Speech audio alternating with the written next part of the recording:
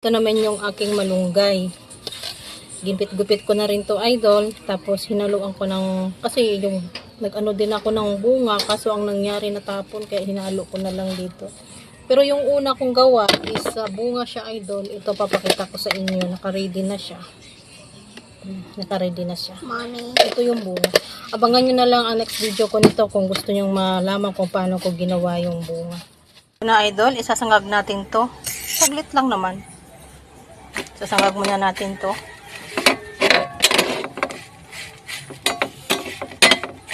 Ang bango ng aroma ng dahon. Hintayin lang natin siyang mag-ano ng kaunti. Kung meron kang blender, pwede mo siyang i-blender para kung gusto mo pinong-pino. Pero yung blender ko hindi tumalab, kaya ganito lang. Ang ginawa ko, para-paraan lang yan. Malapit na to, idol. Hintayin lang natin kaunting to. Huwag naman sinugin. So, pwede na to, idol. Atin na itong ilagay sa tibag. Mura lang naman ang tibag, idol. Lagay ko sa ibaba yung link kung gusto mong bumili nito.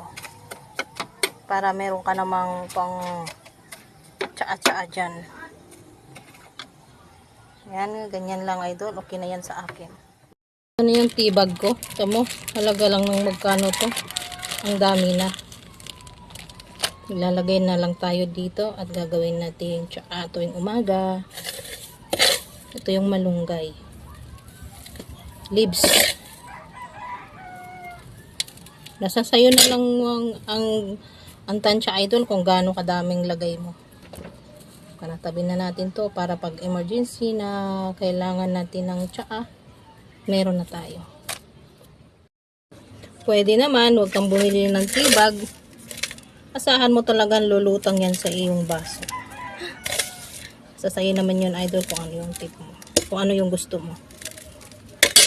Kasi lulutang at lulutang kasi sa baso talaga. Ayan, nasasala na siya talaga. Tingnan natin kung ilang piraso yung magawa ko nito. Kasi nakalbo yung dahon ng malunggay ko, kaya ay ilan lang din ang nakuha. Tapos masyadong mataas yung bunga. Yung bunga kasi nung una, ginawa ko na siyang tea. At maganda talaga siya, idol, lalo na pagka nagpupuyat ako. Maganda ang sa katawan ko. Ito ay walang halong natural. Alam naman natin na ang malunggay ay super healthy talaga sa atin. Lalo nang tayo ay bumabata at kailangan ng lakas. Tagaan lang gumawa nito. Kung tinatamad ko naman, pwede ka naman bumili na lang ng gawa na. Pero mas malaki ang tipid mo. Sa tibag na bibilin mo, ang dami mong magagawa. Sulit na sulit mong gagamitin. Gamit ang malunggay sa bakuran, huwag mo lang hayaang masayang. Napakinabangan yan.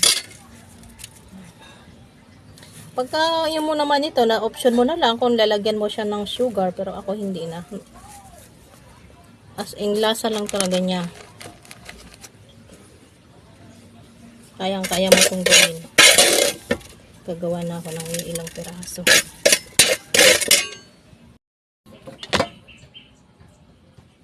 Ito yung nagawa ko sa 2, 3, 4, 5, 6, 7, 8, 9, 10, 12. Tama lang to. Para sakto na rin na dumahon na rin ulit yung malunggay mo at pwede ka na ulit gumawa. Itatabi natin to at mag-iwan tayo ng isa para i-try natin. Pala natin ang ating ginawang tsaa. Ganyan lang siya, idol, oh. Green tea. Babad lang natin yan. At pwede na natin gawing yan lang. Ayan lang yung kulay niya, idol. Na tayo mag-snack. Ito naman naigawa ko din. Cheese.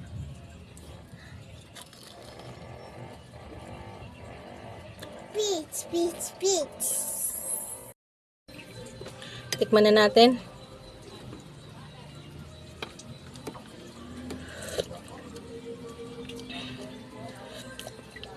Lasang malunggay.